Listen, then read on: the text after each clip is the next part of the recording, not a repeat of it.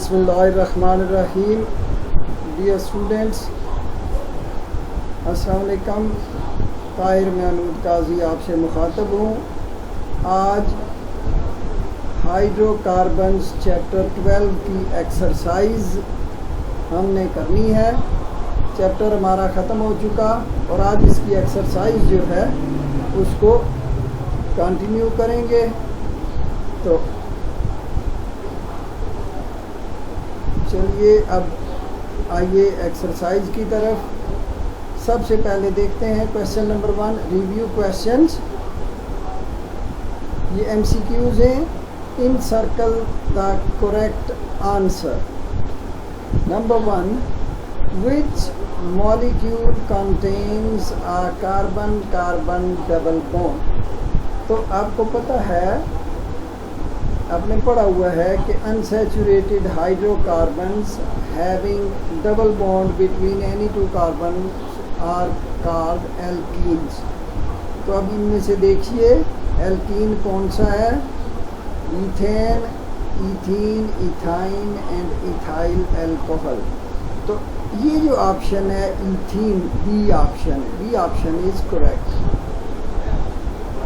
जी। उसके बाद number 2, which product is obtained when chloromethane or methyl chloride is reduced? Reduction means addition of hydrogen. Methyl chloride में से जब chlorine remove होके hydrogen add होगी तो CH3 में एक और H ऐड होने से CH4 बन जाएगा, तो प्रोडक्ट बनेगा मीथेन। तो option C is the correct answer. Number 3, which reacts explosively with methane. तो हमने जब इनका रिएक्शन का पढ़ा था इसके बारे में, तो ऑर्डर ऑफ रिएक्शन जो था उसमें हमने देखा था कि fluorine is the most reactive hydrogen. तो F2 जो है fluorine, that is the most reactive, so it reacts explosively with methane. Then option 4 is by dehydration we mean the removal of. Dehydration का मतलब होता है रिमूवल ऑफ वाटर। तो ये देखिए यहाँ पे ऑप्शन बी करेक्ट होगा। नंबर 5 पे आ जाइए। Ethene and ethyne can be differentiated by. Ethene and ethyne can be differentiated by hydrogenation, bromine water, strong alkaline aqueous solution of KMnO4 and hydrohalogenation। तो जो करेक्ट आंसर है strong alkaline aqueous solution of KMnO4। अब उसकी वजह क्या है? Ethyne strong alkaline aqueous KMnO4 से react करेगी। एल्काइंस ये रिएक्ट करते हैं। इथीन या एल्कीन जो है ये स्ट्रॉन्ग एल्कलाइन सॉल्यूशन से रिएक्ट नहीं करती, लिहाजा ऑप्शन जो है सी जो है वो करेक्ट है। Which is used for dehydrohalogenation. Dehydrohalogenation के लिए कौन सा केमिकल इनमें से इस्तेमाल होता है? Br2 water, bromine water, concentrated sulphuric acid, Al2O3, alcoholic KOH। तो करेक्ट आंसर है alcoholic KOH। Number 7, which substance reacts with KMnO4 to produce oxalic acid. अब ऑक्सैलिक एसिड आपने रिएक्शन देखा था इथाइन का KMnO4 के साथ, तो आपका आंसर होगा ethyne, C option. Then number 8, the reduction of alkyl halides takes place in the presence of alkyl halides की जो है रिडक्शन होती है।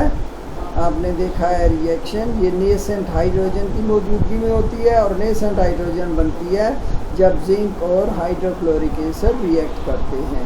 सो the correct option is D. Then the next, which process produces an alkane? Combustion, hydration, dehydration and hydrogenation। अब ये देखिए, combustion burning का process है, हाइड्रेशन का मतलब है एडिशन ऑफ वाटर, डिहाइड्रेशन का मतलब है रिमूवल ऑफ वाटर, और हाइड्रोजिनेशन का मतलब है एडिशन ऑफ हाइड्रोजन।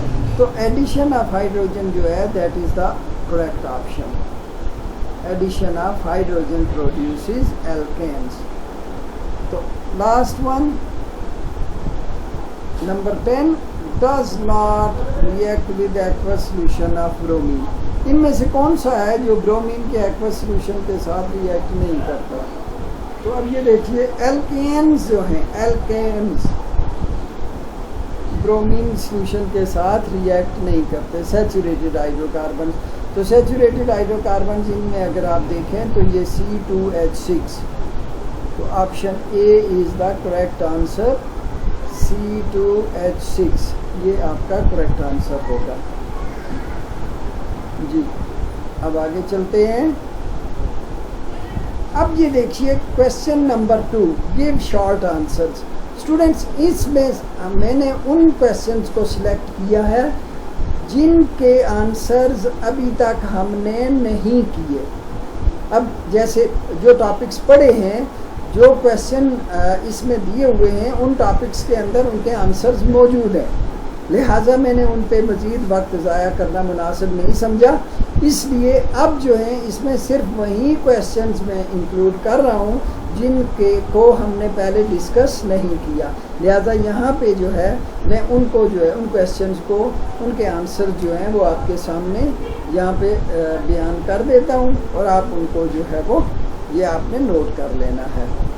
ये क्वेश्चन नंबर 2 का पार्ट 3 जो है, draw structural formulas of an alkane, alkene and an alkyne containing 5 carbon atoms.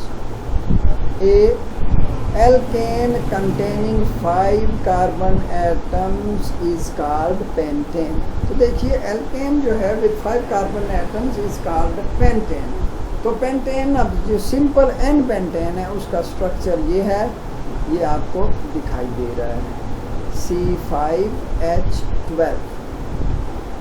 उसके बाद एल्कीन है, एल्कीन विद 5 कार्बन एटम्स। तो अब एल्कीन के जो है 5 कार्बन एटम्स के साथ जो हैं, जो 2 कॉम्बिनेशन बन सकते हैं। एक, अब ये देखिए पेंटीन, इसको पेंटीन कहेंगे 5 कार्बन के साथ। इसमें एक ये पॉसिबिलिटी है कि फर्स्ट और सेकंड कार्बन के दरमियान डबल बॉन्ड हो।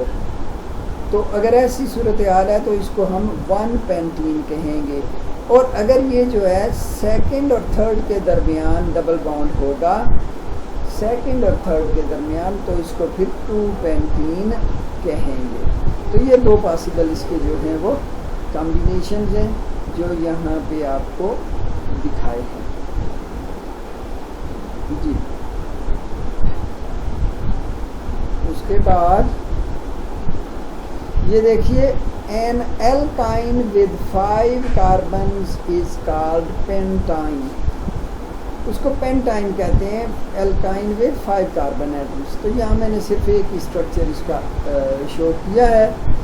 तो ये देखिए, ये 1 पेंटाइन है, 1 2 3 4 5 with 5 carbon, C5 and H8। ये पेंटाइन है विद 5 कार्बन एटम्स।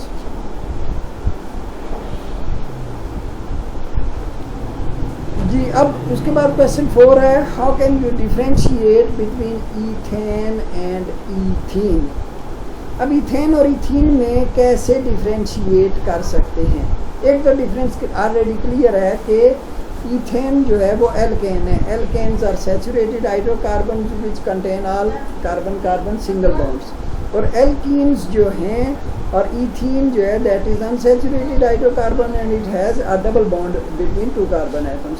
तो अब इनको डिफ्रेंशिएट कैसे, डिफ्रेंशिएट करने का मतलब ये होता है कि उनको हम केमिकली बाय केमिकल टेस्ट कैसे डिफ्रेंशिएट करेंगे। अगर हमारे पास दोनों सैंपल मौजूद हों तो हाउ कैन वी डिफ्रेंशिएट, तो उसके लिए जो है फिर एक्सपेरिमेंट करना पड़ता है और एक्सपेरिमेंट करके हम क्या करेंगे, दोनों को प्रूव करेंगे। अब उस एक्सपेरिमेंट के लिए क्या करते हैं, क्या हमारी रिक्वायरमेंट है ब्रोमीन वाटर, उस एक्सपेरिमेंट का नाम है ब्रोमीन वाटर टेस्ट। अब ये ब्रोमीन वाटर जो है that is reddish brown in colour, इसका रेडिश ब्राउन कलर होता है। आइए अब देखते हैं इसको कैसे यूज़ करते हैं।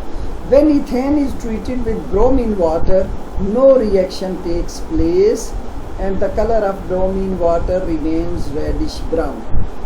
जी, जब इथेन गैस को ब्रोमीन वाटर में से पास करेंगे, ब्रोमीन वाटर के साथ रिएक्ट करेंगे, तो ब्रोमीन वाटर के कलर में यानी उसके रेडिश ब्राउन कलर में कोई चेंज नहीं आएगी।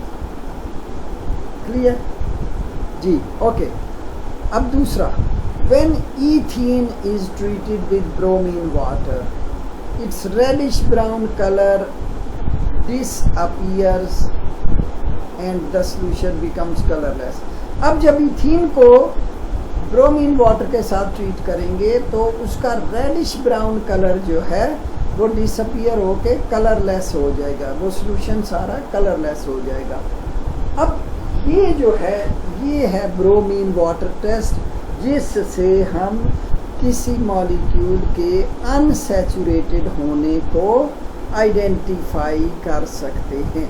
तो अब एल्केन्स चूँकि सैचुरेटेड है, एल्केन्स का इसके साथ रिएक्शन नहीं होता, एल्कीन्स अनसैचुरेटेड है, अनसैचुरेटेड के साथ इसका रिएक्शन होता है और एडिशन प्रोडक्ट बनता है जिसको 1,2-डाइब्रोमो इथेन कहते हैं। ये देखिए, ethene plus bromine water which is reddish brown in colour, product is CH2Br CH2Br one two dibromo ethane, brom लिखा हुआ है 1,2-डाइब्रोमो इथेन। तो अब ये 1,2-डाइब्रोमो इथेन जो है दैट इज कलरलेस। अब रेडिश ब्राउन कलर से कलरलेस हो जाना इस चीज़ को इंडिकेट करता है कि कंपाउंड जो ब्रोमीन वाटर के साथ रिएक्ट कर रहा है दैट इज़ अनसैचुरेटेड। तो अनसैचुरेटेड है तो इसका मतलब है वो इथीन है, इथीन ने ब्रोमीन वाटर के साथ रिएक्ट किया और उसको डीकलराइज किया, जबकि इथेन जो है वो डीकलराइज नहीं करता। तो इस तरह से हम उनको आइडेंटिफाई कर सकते हैं जी। अब उसके बाद एक और क्वेश्चन है, क्वेश्चन नंबर 9। बाकी क्वेश्चन जो हैं इस दौरान वो उन सब के आंसर्स आपको मैंने करा दिए हुए हैं। अब ये क्वेश्चन जो है ये थोड़ा सा डिफरेंट है, तो इसलिए मैंने समझा कि ये ज़रूरी कि अब आपको ये क्वेश्चन भी करा देना चाहिए जी। Explain why a systematic method of naming chemical compounds is necessary. जी, कि एक सिस्टमेटिक मेथड जो है केमिकल कंपाउंड्स को की नेमिंग के लिए वो क्यों ज़रूरी है जी। तो अब इसका आंसर देखिए। अब organic compounds are in millions and every day new compounds are synthesised in the laboratories. Many compounds have same molecular formulas but different structure। अब ये देखिए, जो जो नंबर ऑफ कार्बन्स इंक्रीज होते जाते हैं तो उसके जो आइसोमर्स हैं यानी compounds with same molecular formula but different structure, वो जो हैं वो इंक्रीज होते जाते हैं। मिसाल के तौर पे आपने पेंटेन के आइसोमर्स पढ़े हुए हैं और पेंटेन के आइसोमर्स जो हैं लास्ट चैप्टर में आपने पढ़ा था, उसके 3 आइसोमर्स होते हैं।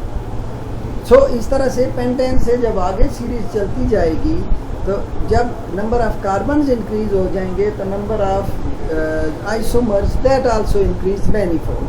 तो उस लिहाज से फिर क्या होता है, हज़ारों की तादाद में कंपाउंड्स जो हैं ऐसे वजूद में आ जाते हैं जिनके मॉलिक्यूलर फार्मूले सेम होते हैं लेकिन उनके स्ट्रक्चर जो हैं वो डिफरेंट होते हैं। सो unless and until we write the structure of molecules, we can't identify a compound properly.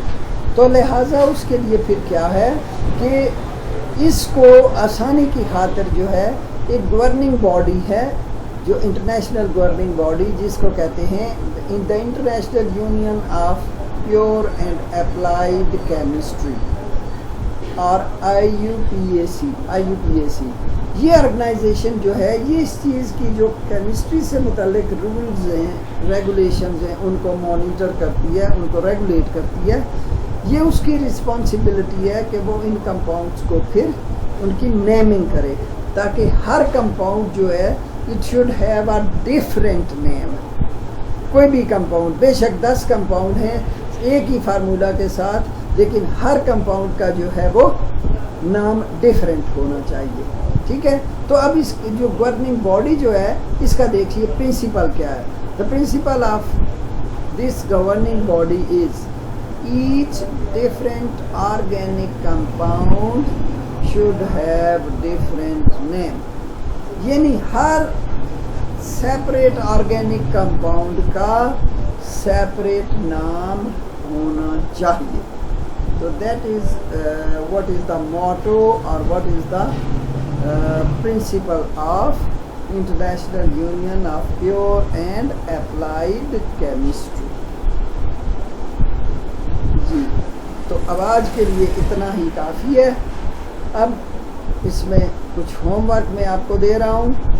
ये देखिए क्वेश्चन नंबर 2 के जो पार्ट्स हमने अभी यहाँ पे किए, और क्वेश्चन नंबर 9, ये इसको अपनी नोटबुक्स में आपने नोट करना है। जी, with that, thank you very much.